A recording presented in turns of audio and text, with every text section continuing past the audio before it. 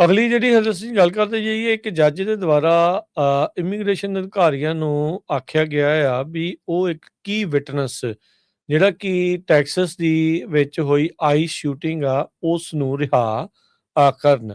ਕੱਲ ਜਿਹੜੇ US immigration authorities ਨੂੰ ਇਹ ਹਦਾਇਤਾਂ ਇੱਕ ਫੈਡਰਲ ਜੱਜ ਨੇ ਦਿੱਤੀਆਂ ਆ।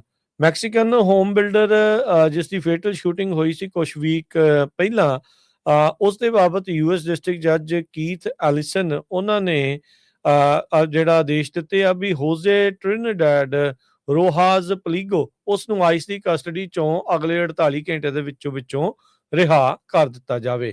ਇਸ ਤੋਂ ਪਹਿਲਾਂ ਜੱਜ ਨੇ ਇਸ ਦੀ ਜਿਹੜੀ ਡੈਪੂਟੇਸ਼ਨ ਦੇ ਉੱਤੇ ਵੀ ਰੋਕ ਲਾ ਦਿੱਤੀ ਸੀਗੀ। ਐਲਿਸਨ ਜਿਹੜੇ ਜੱਜ ਐਲਿਸਨ ਆ ਉਹ ਰੋਹਾਜ਼ ਦੇ ਆਰਗੂਮੈਂਟ ਦੇ ਨਾਲ ਜਿਹੜੇ ਉਹ ਮੰਨੇ। ਉਹਨਾਂ ਨੇ ਕਿਹਾ ਵੀ ਜਿਹੜੀ ਇਸ ਦੀ ਡਿਟੈਂਸ਼ਨ ਆ ਉਸ ਦੀ ਜਿਹੜੀ 5th ਅਮੈਂਡਮੈਂਟ ਆ ਡਿਊ ਪ੍ਰੋਸੈਸ ਰਾਈਟ ਦੀ ਉਸ ਦੀ ਉਲੰਘਣਾ ਜਿਹੜੀ ਉਹ ਹੈਗੀ ਆ।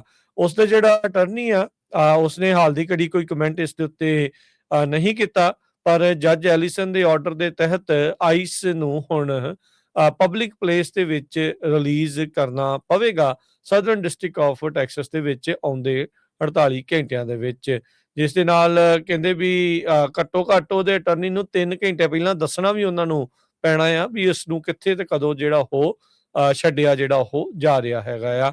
ਤੇ ਨਾਲ ਹੀ ਹਦਾਇਤਾਂ ਦਿੱਤੀਆਂ ਜੱਜ ਨੇ ਵੀ ਉਸ ਦੀ ਜਿਹੜੀ ਜਿੰਨੀ ਵੀ ਪਰਸਨਲ ਪ੍ਰਾਪਰਟੀ ਉਸ ਟਾਈਮ ਨਾਲ ਫੜੀ ਆ, ਜਿਸ ਦੇ ਵਿੱਚ ਉਹਦੇ ਆਇਡੈਂਟੀਫਿਕੇਸ਼ਨ ਡਾਕੂਮੈਂਟ, ਡਰਾਈਵਰ ਲਾਇਸੈਂਸ ਜਾਂ ਪਾਸਪੋਰਟ ਜੋ ਕੁਝ ਵੀ ਆ ਉਹ ਸਾਰੇ ਵੀ ਜਿਹੜੇ ਇਸ ਨੂੰ ਨਾਲ ਦਿੱਤੇ ਜਾਣ।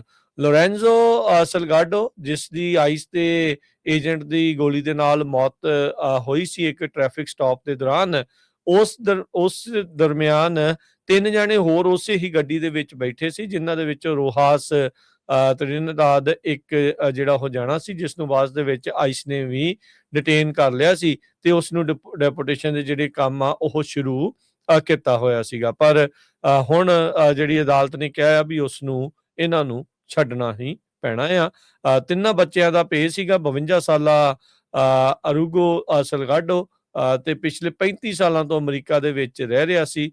ਜਦ ਇੱਕ ਟ੍ਰੈਫਿਕ ਸਟਾਪ ਦੇ ਦਰਮਿਆਨ ਉਸ ਦੇ ਚੱਲਦਿਆਂ ਉਸ ਦੀ ਜਿਹੜੀ ਮੌਤ ਹੋਈ ਸੀ, ਉਸ ਦਾ ਕੋਈ ਕਹਿੰਦੇ ਕ੍ਰਿਮੀਨਲ ਰੈਕਡ ਨਹੀਂ ਸੀਗਾ। ਜੀ।